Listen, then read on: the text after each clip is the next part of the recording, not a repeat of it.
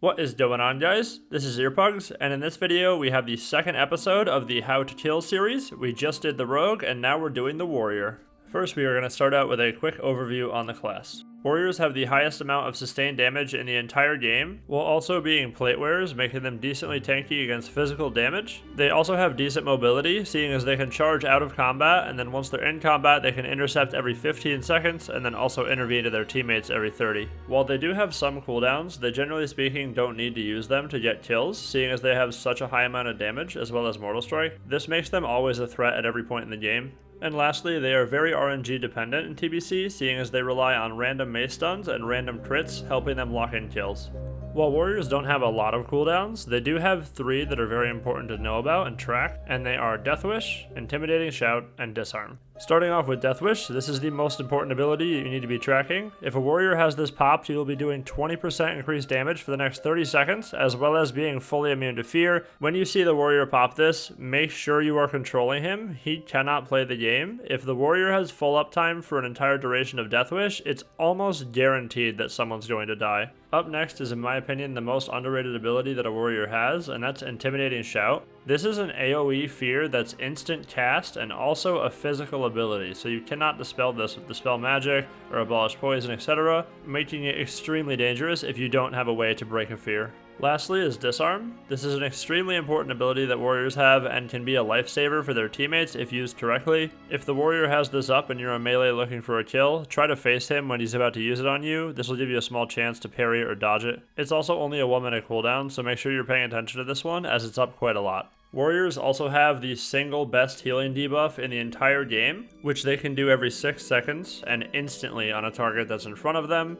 making it, in my opinion, the strongest ability in the entire game, which is Mortal Strike. While rogues have Wound Poison, you can actually abolish it and it takes a while to stack. Hunters also have Aim Shot, which is the same effect, however, that is a channeled cast, and they also need to be in line of sight of you, so this is pretty easy to line, and they usually can't land it on people when they're running away around pillars. Warriors don't have either of those problems, seeing as it's a part of their general rotation. It only costs them Rage, which they get constantly, and it's up every 6 seconds. Mortal Strike is responsible for about 90% of Warriors' kills overall. It is absolutely devastating to the healer, seeing as he has to heal double, costing him double the mana and double the casting time. When you mix that in with the fact that warriors do an unbelievable amount of damage, you can see how they can literally just land on people and kill them sometimes. The reason I'm stressing this so much is because it's your number one thing that you need to be aware of. Once a warrior has connected to you, you're literally on a timer until you're dead if you don't A, peel him, or B, outpressure him.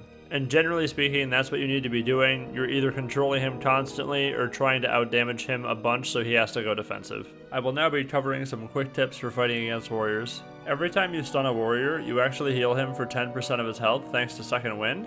Also with rooting him fully, so if you Nova a warrior 3 times while trying to kill him, you just healed him for 30% of his health. Warriors have Intercept up every 15 seconds, and it's very important that you track this ability as well as the other ones I mentioned.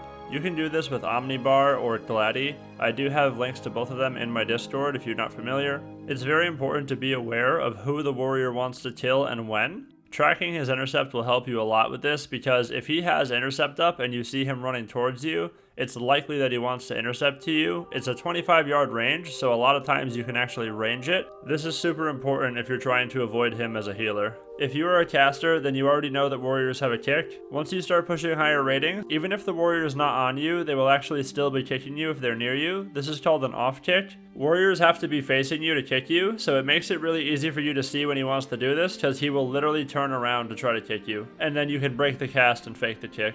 I will be covering every single class for this series, so make sure you sub if you want to see the rest of them. Liking the video is the biggest thank you can give to me. Thank you very much for watching, I really do appreciate it, and we will see you guys in the next video.